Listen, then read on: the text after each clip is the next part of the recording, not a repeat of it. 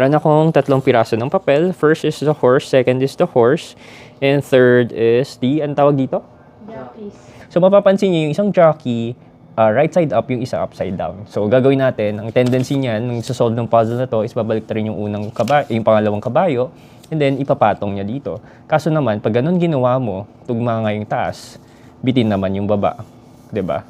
So next na gagawin niyan is, try naman natin. Hindi mo naman siya pwedeng gawin na itong nakapatayo pareho kasi tama yung taas mo. Tapos yung baba mo, bitin na nga, baliktad pa. Tapos yung isang way pa niyan is, sinusubukan nilang ganito yung gawin, baliktad yung kabayo.